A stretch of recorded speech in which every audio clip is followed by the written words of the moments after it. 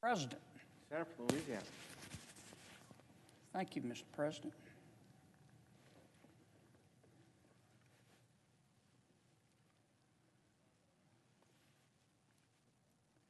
Gosh, Mr. President, I wish I didn't have to give this talk.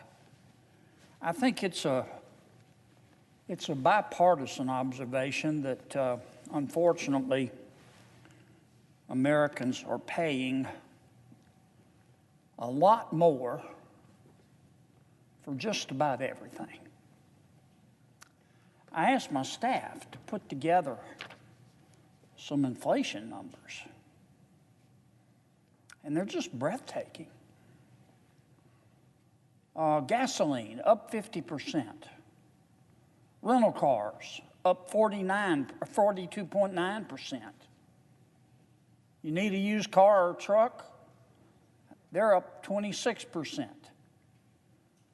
A turkey, 20.2%. Bacon, 20.2%. Beef, 20.1%. Pork chops, 15.9%. Bedroom furniture, 12% higher than last year. Eggs, 11.6% up. Televisions, up 10%. Frozen fruits and vegetables, up 7.5%. Chicken, up 8.8%. Shoes, up 8%. Baby food, up 8%. Children's clothes, up 7.6%, and I could keep going. Unbelievable. Now, Mr. President, I believe in calling them like I see them. I think most fair-minded Americans know that President Biden is responsible for this inflation.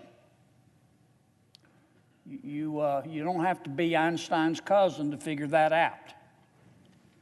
But put the politics aside. The shame of all this is that the burden of these price increases are falling on the backs of the American people.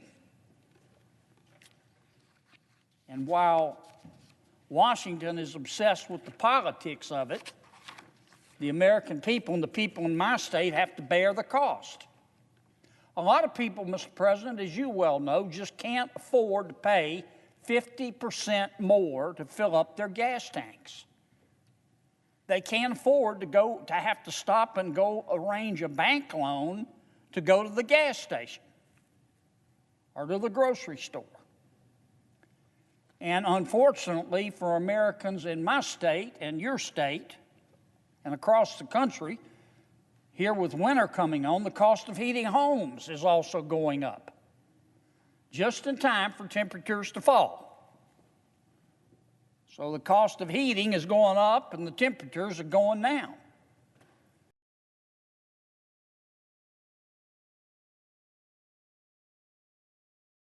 A lot of families are going to have to shell out up to 30% more for natural gas than they did this past year. Ask them if their income went up 30%. As our days grow shorter, the economic landscape, unfortunately, is getting darker. Thanksgiving is just around the corner. It's a cherished American holiday. But even the holiday that Americans observe in order to count our blessings is coming with new hardships. According to the New York Times, Mr. President, Thanksgiving 2021, and I quote, could be the most expensive meal in the history of the holiday.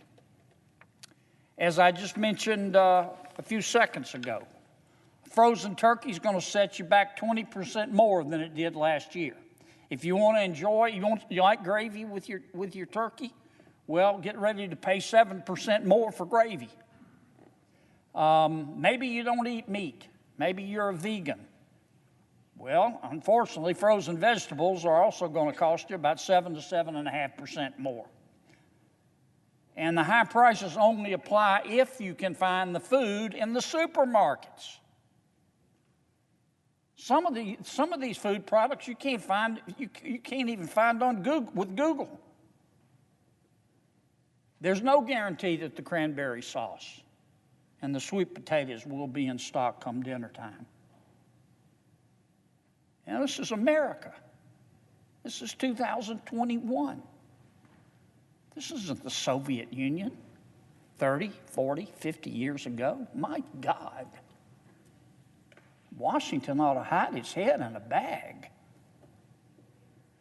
Now, the official general inflation rate is 6.2% higher than it was last October.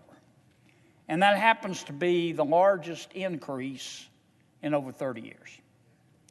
But we all know, and I can tell you, real people in the real world who go to the grocery store and the clothing store and pay their insurance bill and go try to buy an automobile know that it is not 6.2%. It is a lot higher. Now, I need to ask a question, though. Are you really surprised? Are you really surprised that prices are rising when the Biden administration is printing money? When the Biden administration is exploding our debt? When the Biden administration is forfeiting America's energy independence? When the Biden administration is paying people to watch Netflix instead of to produce the goods we need? When the Biden administration is ignoring gridlock in our supply chain? American people aren't surprised.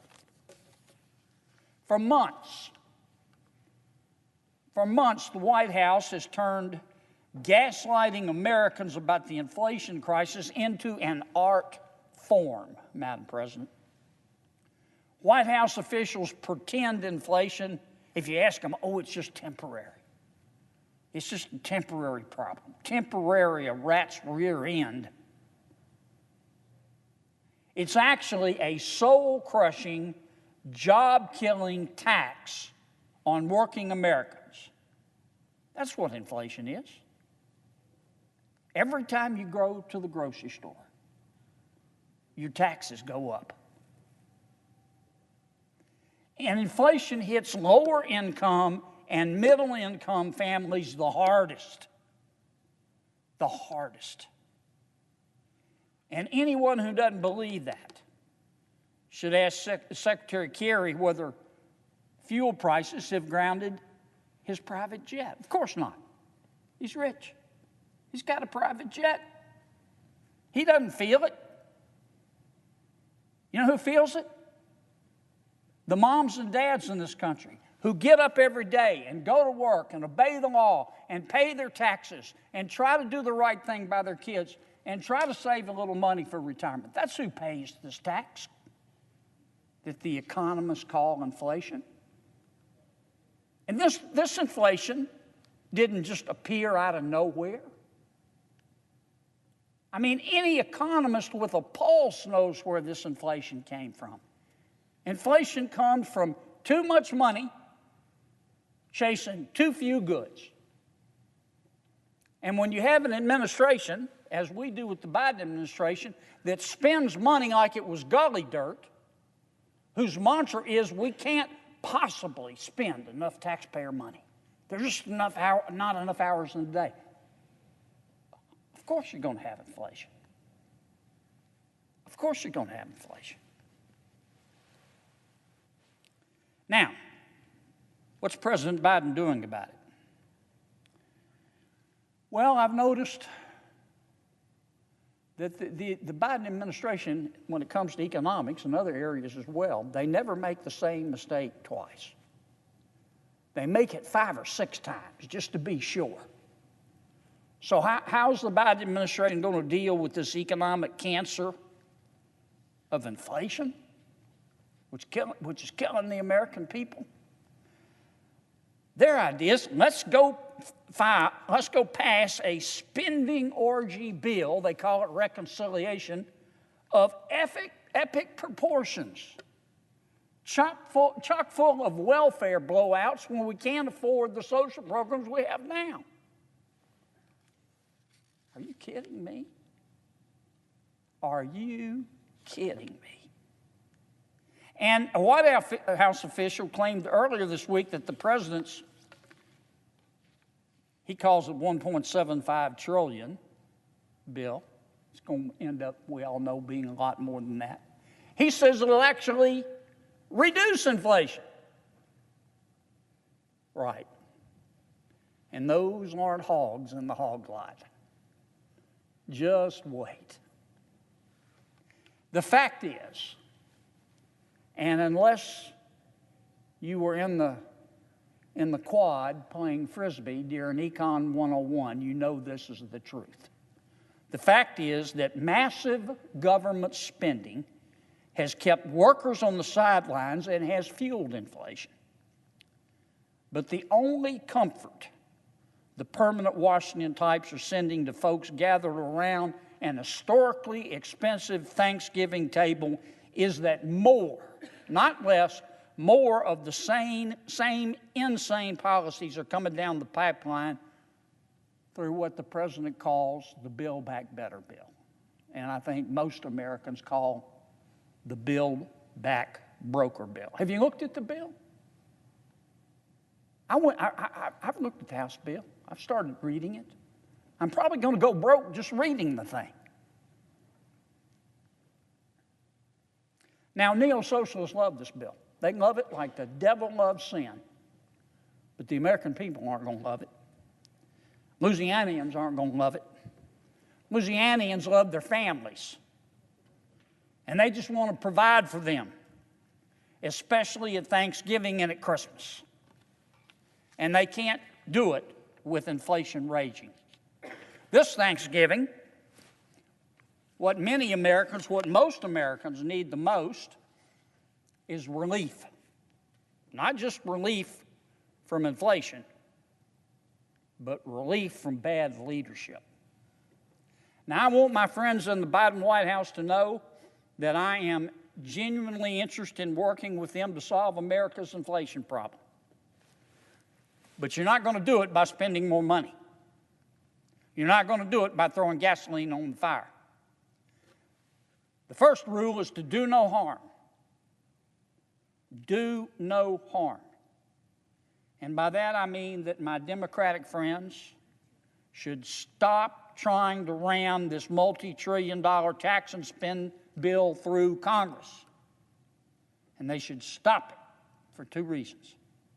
Americans don't want it, and Americans can't afford it.